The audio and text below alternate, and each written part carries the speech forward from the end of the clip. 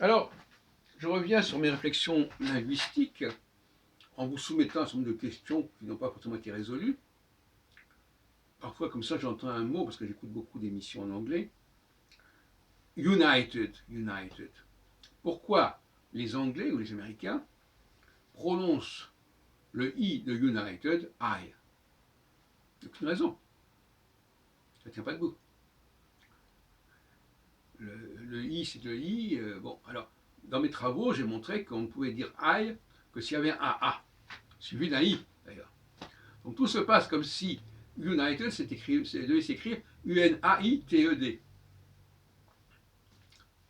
On voit très bien comment ça pourrait s'écrire autrement. De même que dans final, il y a aussi cette idée de A qu'on entend. Donc on entend constamment avec le I, on entend du A, du I. Alors le I n'est là que pour apporter ce IE, justement, mais il y a un A qui manque, ou qui est sous-entendu en tout cas.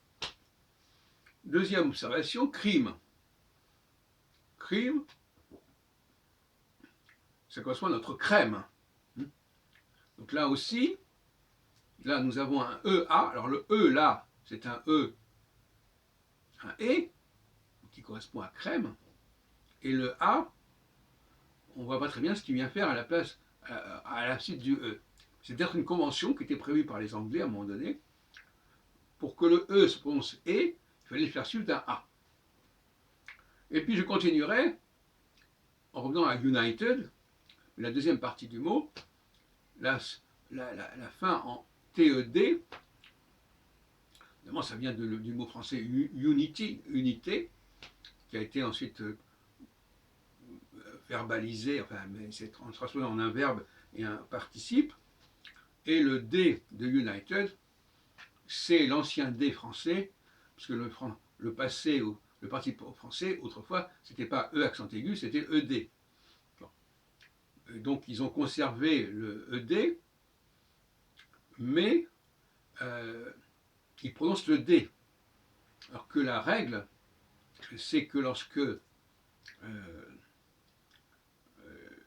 une consonne finale est précédée d'un E, on n'entend pas la consonne finale. Et on entend le E. Et je répète encore l'autre règle, à savoir que lorsqu'une consonne est suivie d'un E, on entend la consonne, mais pas le E.